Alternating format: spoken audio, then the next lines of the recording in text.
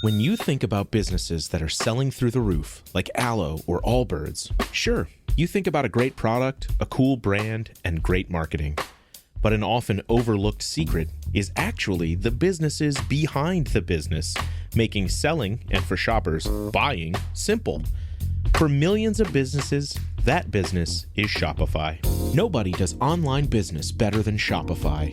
It's home of Shop Pay, the #1 checkout in the world. You can use it to boost conversions up to 50%, meaning way less carts going abandoned and way more sales going through to checkout. Sign up for your $1 per month trial period at shopify.com/income, all lowercase. Go to shopify.com/income to upgrade your selling today. That's shopify.com/income. Woman of the Hour is the stranger-than-fiction story of an aspiring actress in 1970s Los Angeles, whose life intersects with a serial killer in the midst of a years-long murder spree when she's cast on an episode of The Dating Game, based on a true story and directed by Academy Award nominee Anna Kendrick. Watch Woman of the Hour, now playing, only on Netflix, rated R.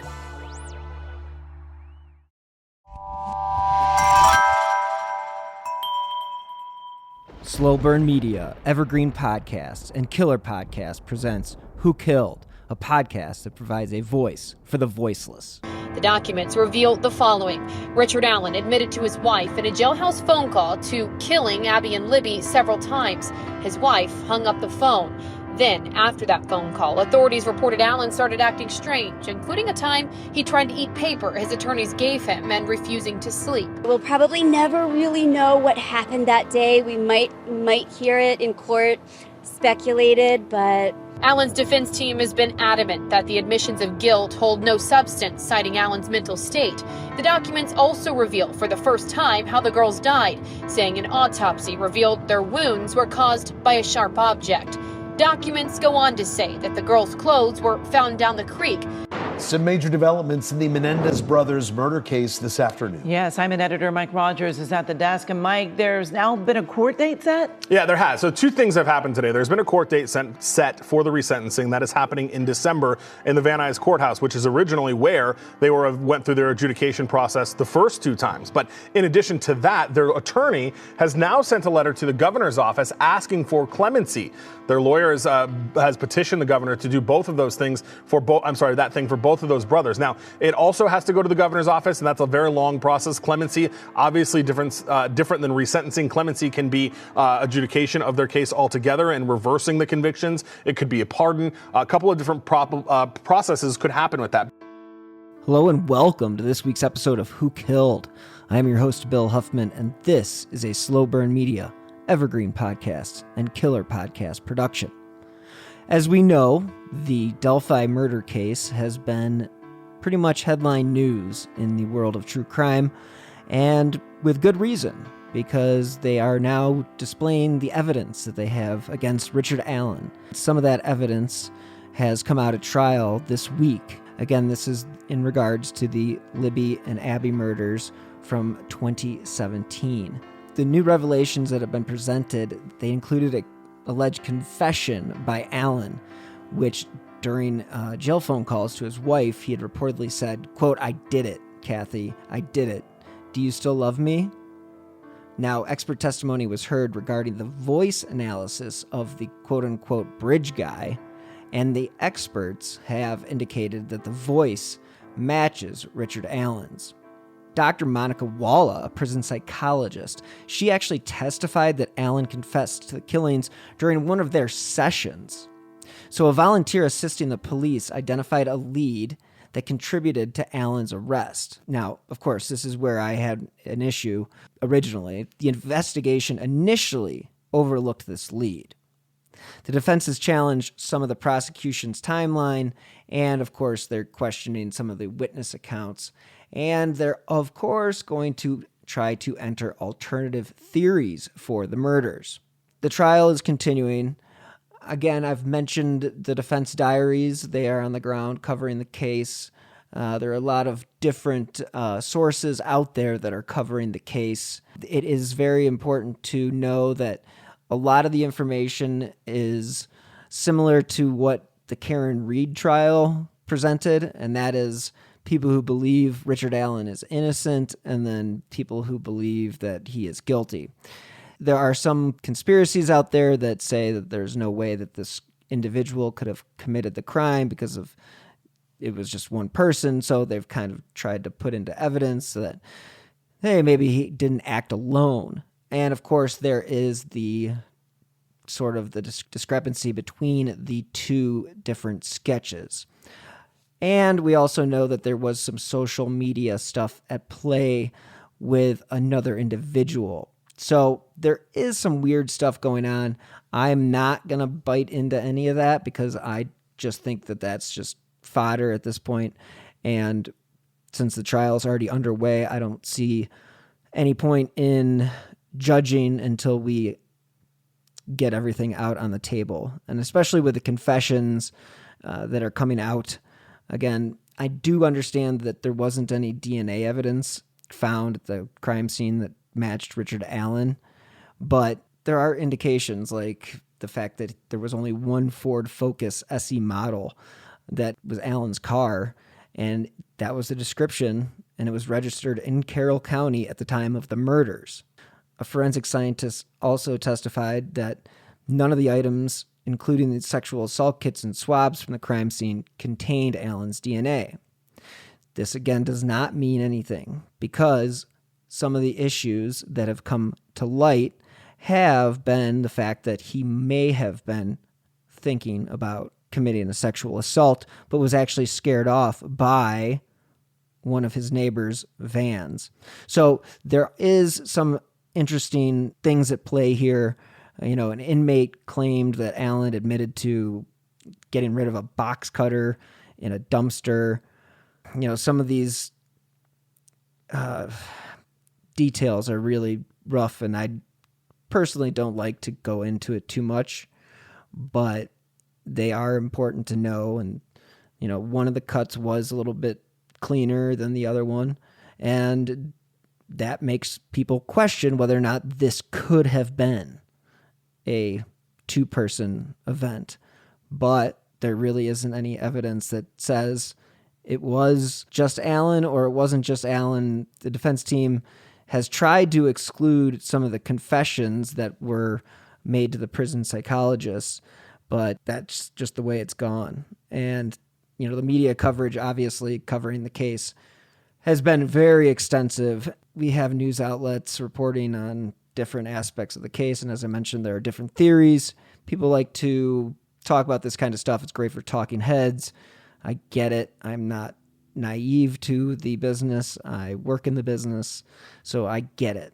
Some of the people that have been following and providing updates that are local has been Fox 59, the Indianapolis Star, the Lafayette Journal and Courier.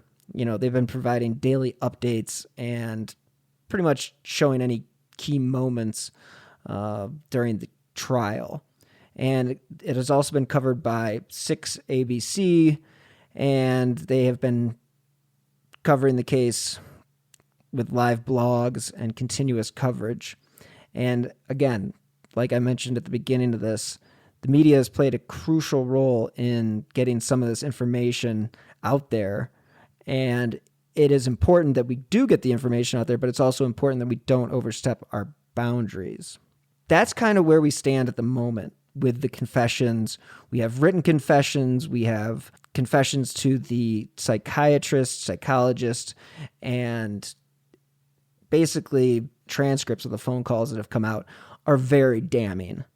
Now, if you want to play devil's advocate, that's for another show. At the moment, this is the person that's on trial, and I don't have any reason to doubt the state's case. Some of the stuff about the state and the process of getting to Richard Allen, yes, some of that's been a little bit on the, could have been a little bit cleaner in the process of arresting this individual, especially since you overlooked evidence that was there from the beginning. And as far as someone who interviewed Kelsey while the investigation was underway, it's very frustrating for people like us, and way more frustrating for the family to know that they had this and that they didn't do anything with it at the time. Questions are abound, and they will remain, but that is what's going on with that case. Another big update, I don't think I even mentioned it last time when we were doing true crime updates, and that is the Menendez brothers. Now, their story is obviously infamous. Supposedly were molested by their father, so they committed a heinous murder, needless to say. They killed their mother and their father with shotguns, and it was far from a clean crime scene. So the chance that they may be getting out of prison due to some of these overwhelming circumstances that weren't allowed into trial during the second trial, because they were found it was a mistrial during the first case, or whatever. And basically, the way that the DA is presenting the case at the moment is that they have served their time and they should be free within a couple weeks. So that is actually a really interesting full circle moment, because in the first episode of this podcast, when I was doing Who Killed Amy Mihalovic, I actually mentioned the Menendez brothers committing those murders in 1989. And again, that is just one of those full circle moments. So, as you guys know, I think that if there was a miscarriage of justice, then sure, yeah, let them either be resentenced and allow them to have parole, or, either way, 34 years is a long time. Whether or not it happens is still to be determined, because I think the election on Tuesday, November 5th, will determine whether or not this case actually gets resentenced or not. So keep an eye on that one. And as far as cold cases that have been solved, I actually came across a cold case press conference from the Denver Police Department, which is where I currently reside. And apparently between 1978 and 1981, there were 4 people that were murdered in Denver and Adams County. And through efforts of law enforcement and advancements in forensic science, DNA evidence and genetic genealogy, the authorities were actually able to identify the suspect, Joe Michael Irvin. Unfortunately, like we had the last time, he is deceased. This breakthrough demonstrates the commitment that the Denver Police Department has set out in the past couple of years to seek justice, and regardless of how much time's passed, it also highlights the importance of the technology and the modern science that we are using to solve these crimes. Again, we covered the new DNA evidence of the Amy Mihalovic case just 2 weeks ago. And of course, the technology isn't there to test that DNA, but that DNA wouldn't have been found if it wasn't for the new technology that was able to find that DNA. So blah, blah, blah, blah, blah, blah, blah. So it's one of those things. That's the way it goes. So, these cold cases that I'm mentioning, they were, again, between 1978 and 1981. And the first victim was Madeline Fury Levatus, and she was a 33-year-old wife and mother of 2. On December 7th, 1978, she was confronted at her northeast Denver home by an unknown assailant, and of course, there was forced entry, and he fatally stabbed her. She was, of course, like many people in Denver and in Colorado, living an adventurous life. She traveled a lot, and she actually was an editor for a children's magazine, and that was all before she settled down into family life. The second victim was Dolores Baraja, age 53, and she was attacked on August 10th, 1980, while walking to work. She was found fatally stabbed in Denver. She was a wife, a mother, a grandmother, and she was just visiting family and working at a hotel during the summer before her untimely death. Now, the third and fourth cases involved Gwendolyn Harris, 27, and Antoinette Park, 17, whose lives were also taken in separate incidences. These cases actually did remain unsolved for decades, and that was when the investigative developments including the DNA evidence and the genetic genealogy, actually led to that identification of Mr. Irvin. The suspect's connection to the cold case resulted from, work combined with modern forensic science, and the investigators used DNA evidence preserved from the crime scenes and applied the latest technologies in genetic genealogy. Now, of course, this is what we all want to see with the Amy Mihaljevic case, because this approach involves tracing a familial lineage of DNA samples that narrowed down potential suspects. Now, in this instance, the DNA collected from the scenes was cross-referenced with genealogical databases. Now, those can contain genetic information from various sources, and that includes, just so you know this, includes ancestry companies such as like 23andMe or Ancestry DNA. So it's just the way it is. And they use these new technologies to build a family tree. And just like in the Golden State Killer case, they end up finding the killer. Now, of course, it's a bummer that this individual is passed away and will not face justice for these crimes. But again, this provides some answers to the families that were left unknowingly out of the loop as far as what happened to their loved one. I mean, I can't imagine what it would be like to not know what it was that happened to someone you loved, or your wife, or mom, or any of those things. They're all tragic. So I actually have the press conference from the day that they announced these cold case solved situations, and it's actually really interesting because a bunch of different people talk. Of course, this would have spanned different agencies, and there has to be a lot of coordination. And you don't get that a lot, and that's a reason why a lot of cold cases go unsolved.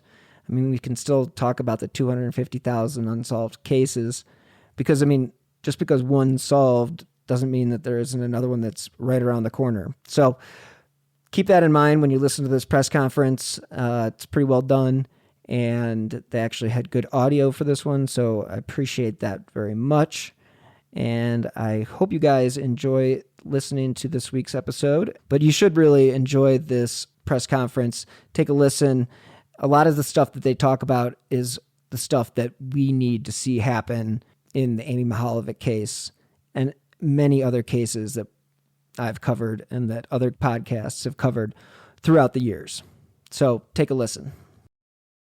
First, welcome. My name is Doug Shepman. I'm with the Denver Police Public Affairs Office, and want to thank you all for being here for this announcement regarding the identification of a suspect in 4 cold case homicides, 3 of which occurred in Denver, 1 of which occurred in Adams County between the years of 1978 and 1981. Before introducing our speakers, we want to extend our condolences to the families of the victims who are able to be here with us today. Also want to acknowledge the partner agencies that contributed to the successful closure of these cases. It's a long list. We have a number of agencies represented here today. I'll just go in alphabetical order. We have the Adams County Sheriff's Office, the Aurora Police Department, Colorado Bureau of Investigations, Denver Department of Public Safety, Denver District Attorney's Office, Denver Police Cold Case Unit, Denver Police Crime Laboratory, Forensic Biology and DNA Unit, Metro Denver Crime Stoppers, and the U.S. Bureau of Alcohol, Tobacco, Firearms, and Explosives, Denver Field Division. Other partners who assisted, but who are not represented here, are the Federal Bureau of Investigation, Denver Division, Texas Department of Public Safety, Texas Rangers, Tarrant County, Texas Sheriff's Office, and the University of North Texas Forensic Center for Human Identification. It's a long list of partners, which I think speaks to the expansiveness of the investigations that helped us to come to the closure of these cases. With that, I'll introduce Commander Matt Clark from the Denver Police Major Crimes Division section, who will share information about the cases as well as the investigations.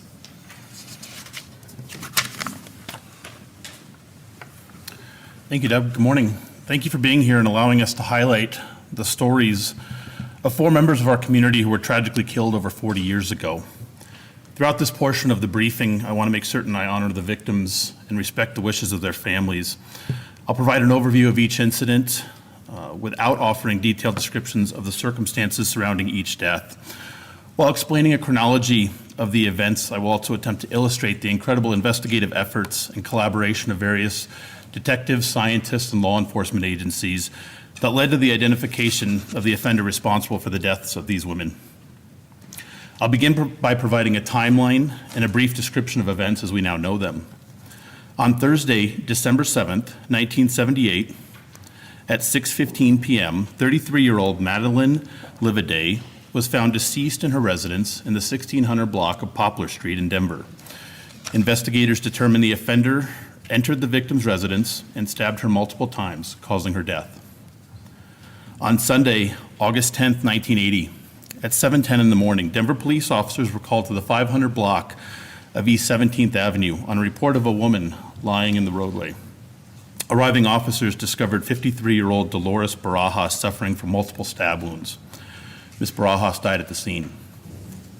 On Sunday, December 21st, 1980, at 10:45 in the morning, a 911 call was made regarding an unconscious woman lying in the street near East 47th Avenue and Andrews Drive in the Montbello neighborhood. The responding officers located 27-year-old Gwendolyn Harris deceased at the location. Ms. Harris had been stabbed multiple times. On Saturday, January 24th, 1981, members of the Adams County Sheriff's Office were called to the area of 64th Avenue and Broadway on a report of a female lying in a field. When deputies arrived, they located 17-year-old Antoinette Parks, who had been stabbed multiple times. Ms. Parks was deceased. The investigators and forensic scientists who conducted the initial investigation of these deaths 40 years ago used all available resources and investigative methods that were available to them as they attempted to identify the offender responsible in each case. They spent a tremendous amount of time on these investigations, following leads and questioning potential suspects. Despite these efforts, the investigators were not able to determine the identity of the offender in these cases. The investigative leads were exhausted, and the investigation of each of these 4 homicides turned cold. That potentially could have been the end of this story had it not been for the diligence and tenacity of the investigative team of detectives and forensic scientists who re-examined each case over the past 2 decades. This team was relentless in their pursuit of the offender in this case.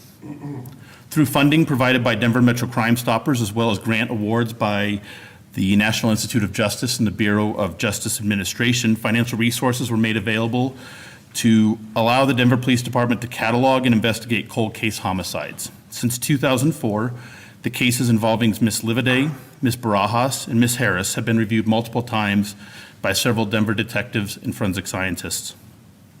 Initially, these cases were investigated as separate incidents, but through the work of investigators and scientists, DNA evidence was discovered that began linking these cases together.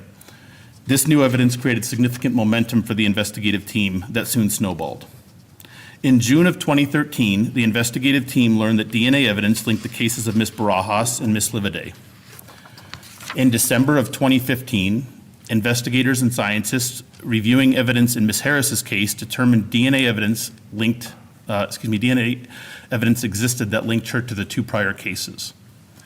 This became the 3rd case involving the same then unidentified offender. In October of 2018, it was discovered that DNA evidence in the Adams County case linked Ms. Parks to this offender as well. With this new evidence, the investigative team had renewed hope that the individual responsible for these deaths could be identified. In 2019, using in-house investigative genetic genealogy, the investigative team was able to narrow their focus to ancestry of the offender in Texas. In 2021, the Denver Crime Lab personnel, along with cold case investigators, worked with their counterparts in Texas to conduct familial DNA searches of the Texas CODIS database. Through this work, investigators identified a relative of the offender and quickly focused their efforts on one particular individual, Joe Michael Irvin, born June 25th, 1951. Detectives learned Mr. Irvin died in 1981 and was buried in Arlington, Texas. Countless efforts were made to obtain archived DNA samples to compare Mr. Irvin's DNA to the unidentified offender in the homicides. When all efforts proved unsuccessful, investigators traveled to Texas. With the assistance of state and local law enforcement officers in Texas, a search warrant was authorized to exhume Mr. Irvin's body for the purpose of obtaining a DNA sample for comparison. In January of 2022, the investigative team realized the fruits of their work over the years. The DNA sample obtained from Mr. Irvin matched the previously unidentified DNA profile of the offender believed to be responsible for the deaths of the 4 victims. No other victims are believed to be involved, no other suspects or offenders are believed to be involved in the deaths of these individuals. The new investigative approaches, coupled with advances in technology, made it possible to ultimately identify the offender in these cases. I appreciate the patience and resilience of the families and the community over the past 40 years as these cases remain unsolved. These women were not forgotten. I'll conclude by expressing my sincere appreciation and pride in the investigators and scientists that worked on these cases over the years. They invested a tremendous amount of time, emotion, and energy to bring closure to these cases, and each member of the investigative team made a meaningful contribution to each of these cases that ultimately resulted in the resolution of them. Thank you. Thank you, Commander Clark.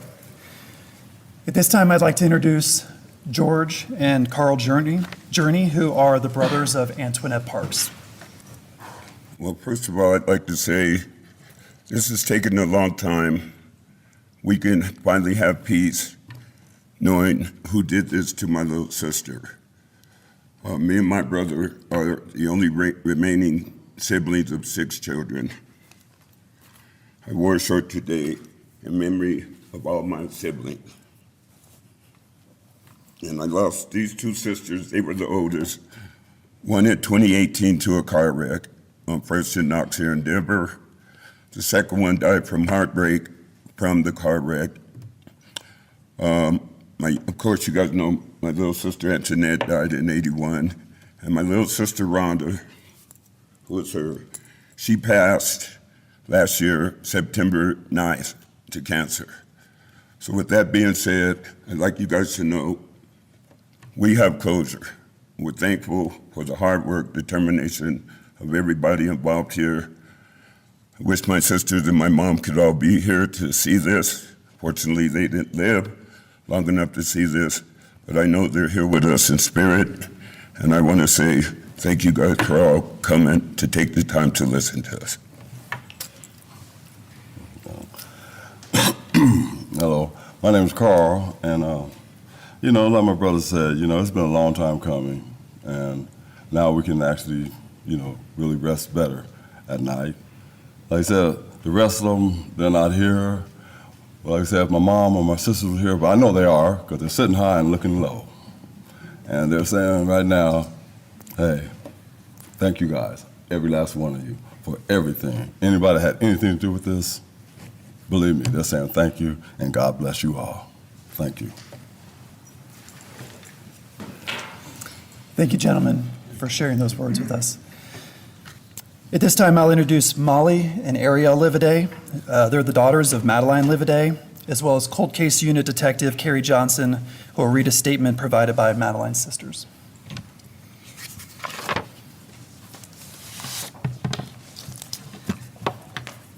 Good morning. My sister Ariel and I wanted to take time today to express our gratitude to the Denver Police Department and all agencies and individuals involved over the years for all of the hard work and the sacrifice in solving this series of horrific crimes. We are here to talk about our mother, Madeline Fury Livaday. She was a young woman with a very bright future. She was a writer. She had written for Nature magazines for years and had written and published a book. She was an ecologist with a passion for the natural world and the environment. She was a loving wife, sister, daughter, and mother to 2 very young girls. But in 1978, she had that bright future ripped away from her. Tragically, we didn't get to grow up with her and to hear her stories and to witness the contributions that she could have made to the world. It's been a lot of information to absorb so suddenly after all this time. We found out that this man murdered 4 more women, and he assaulted an uncounted number of others. In addition, to learn about the line of duty death of Officer Deborah Sue Kaur has been personally very impactful. She was out doing her job when she attempted to arrest this serial killer for an unrelated crime. And in the course of his arrest, she was murdered herself. But with her sacrifice, she prevented him from killing anyone else. And it's clear that he wasn't going to stop on his own. She stopped him. The police stopped him back in 1981. And for that, for Officer Kaur's sacrifice of her life, we are thankful. Finally, I would like to reflect on how the Denver Police Department has proven today that it won't stop hunting for the predators among us. For us citizens who are, like my mother was, just home feeding our children breakfast, or walking to the bus stop, or home from school. For us, the DPD Cold Case Unit and the Denver Crime Lab and the Denver DA's office have said, you're not going to get away with it. We're going to find you. And for that, we are here today to say thank you. It is a great relief to our family to finally have this resolution and to know that they never stopped working towards that goal for us. Thank you. Madeline's sisters are all out of town and asked me to extend this statement on their behalf.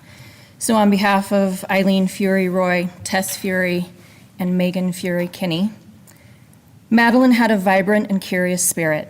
She was fearlessly adventurous and loved traveling as part of her job as an editor of the children's magazine Ranger Rick.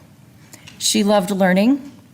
Every elementary school report card had a notation saying something like, excellent student, but talks too much. Madeline was fun, and she delighted in her daughters Molly and baby Ariel. She was a romantic who loved her life, but when her daughters were born, she was over the moon. One sweet memory we have is that she used to sing to her girls the song Stevie Wonder wrote when his daughter was born, "Isn't She Lovely?" She could never have imagined leaving them. It is an unmitigated tragedy that they never got to know their creative and talented mother. Madeline was loved and admired by her family and all who knew her. We will never stop missing her. The families of Dolores Barajas and Gwendolyn Harris live out of state. They requested privacy as they processed the developments in the case, but shared with us these messages that I'll read. Dolores Barajas was a wife, mother, grandmother, and a beloved part of a loving family. She had spent the summer of 1980 visiting family in Denver and working at a hotel downtown. That Sunday was to be her last day of work before returning to her home out of state. Her family still misses her very much and expressed great appreciation for everyone's efforts and determination in solving this case. Gwendolyn Denise Harris was a mother, sister, daughter, aunt, granddaughter, and niece. Gwen was a bright, soft-spoken, athletic young woman who enjoyed life and always had a smile on her face. Her family also shared that because of the decision of another to take life with no regard, the 1980 murder of Gwendolyn Harris was devastating and unimaginable to the family. Gwen will forever be in our hearts and always our joy. So as we've previously mentioned, these murders directly impacted both the Denver and the Adams County communities. So at this time, I'll invite Division Chief Dirk Budd of the Adams County Sheriff's Office to the podium. Good morning.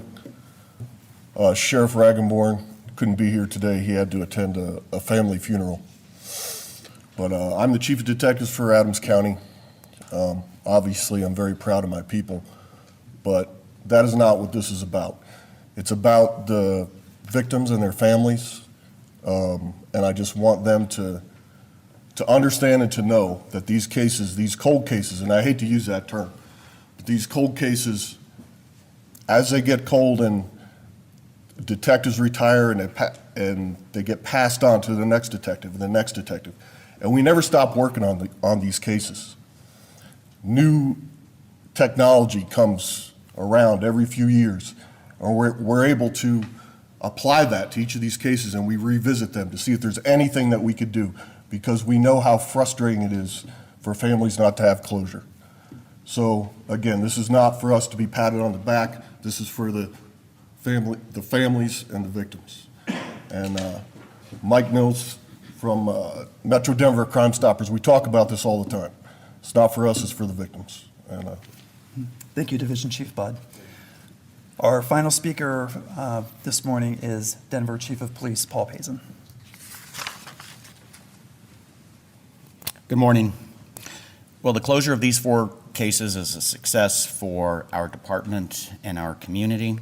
We must never forget how this has tragically impacted the families and our victims. And as been stated before, we can never lose sight of that. That is why we have a dedicated cold case unit. Their motto is, "We will never forget." That is why we have a world-class crime lab with forensic scientists, professional staff, dedicated individuals to bring closure to families, to help families in cases like this. As you heard today, our team did not forget Dolores, Gwendolyn, Antoinette, or Madeline.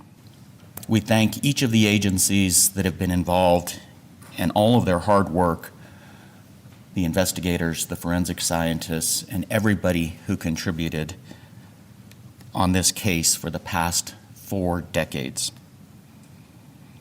And while the perpetrator cannot fully be held accountable for his despicable actions, we hope that knowing who is responsible can bring some peace to the families. We are committed to using technology to solve more cases, but often there is witness information out there that can help other families. So today, not only do we remember the victims and their families, but we also have a call to action. A call to action. There are witnesses out there that can help us solve additional murders, that can help families from the great harm that has been committed to our community. Therefore, my plea, my ask, is that if you have any information on any homicide or crime, please come forward. You can do so anonymously utilizing Metro Denver Crime Stoppers. We need to help more families in our community. I do want to thank Metro Denver Crime Stoppers, which generously contributed $5,000 in grants to the DPD for testing and research. Their work has really helped us not only solve this particular case, but several cases. They've donated $41,000 over the years, and it has been very helpful in 16 cases. So Mike Mills, president of Metro Denver Crime Stoppers, thank you. We appreciate it. Now I'd like to close just by saying, let us never forget these victims. And with that, we'll open it up for questions. I'm going to bring up Major Crimes Commander Clark up to talk about that. Without getting into the details of this, there is an underlying sexual component to these incidents. Well, as evidence in this case, this offender continued his criminal behavior. And we have to continue these investigations. We have to continue to pursue these individuals to interrupt them and prevent them from victimizing anyone else. So this is certainly a win for the team. It's the fruits of all their efforts, their labor, their time invested in this have paid off. We've identified him. They completed that task. It is tempered by the fact to some degree that we can't file a case with the district attorney's office and see this through and see justice and allow the families of the victims to confront him and to provide information to the court as well. But it's still a success. It provides a closure, we hope, for the family. It hopefully demonstrates to our community that we don't stop investigating these cases. We don't forget, and going back 40 years is a big win. Thank you for that question. I don't know that even being a woman plays a part in it, although yes, all the victims were women. What plays a part is the hearts of these families and the answers that they deserve. And I can't stand up here and take the credit. There's an entire team of detectives that are standing behind you. Many of them have been involved in these cases way longer than I have. As people rotate through the cold case unit and into other units, they have to pass these cases off, and I was just the one that was blessed enough to collect it. There's also an entire team of people from the district attorney's office and our Denver crime lab who have put countless hours and heart into this. What it means to us is knowing there's not an offender out there anymore committing crimes against women in our communities. But it also means an immense amount to us that families finally can know what happened to their loved ones. I don't know that I would use the word closure for them, but it's answers and it's resolution, and it's an end to a story that they never wanted to be a part of. Thank you. So again, thank you all very much for being here. For those who have worked on these cases, thank you again for all of your efforts, and again for the family members who were able to come here today, be with us, and share their stories. Thank you very much. Thank you guys so much for tuning into this week's episode of Who Killed. Again, I drop new episodes every Friday, and you can always follow me on Twitter at BillHuffman3. Some things get a little spicy on the tweets, whatever you want to call them, and yeah, all that good stuff. But yeah, Delphi, keep an eye on that case. Keep an eye on what's going on with the Menendez brothers. That is obviously going to be big news if they get clemency or if this resentencing happens. So keep an eye on that. And as always, until next time, stay healthy and be safe. An airliner heads for Alaska with 101 passengers and crew. Then, somewhere over the Gulf of Alaska, Flight 293 slams into the icy waters below. Even if all four engines quit, it just doesn't fall out of the sky. No bodies were recovered. Loved ones had no closure and were left to wonder. What happened to Flight 293? Unsolved Histories, What Happened to Flight 293 is available now, wherever you get your podcasts. Americans are durable. We take pride in hard work and high quality. American Giant makes durable quality clothing right here in the USA because what we wear reflects who we are. When you buy American Giant, you're not just wearing the best clothes money can buy. You're helping keep jobs and pride in your own backyard. Premium clothing built to last decades, like it should. Get 20% off your first order at American-Giant.com with code RightHere24.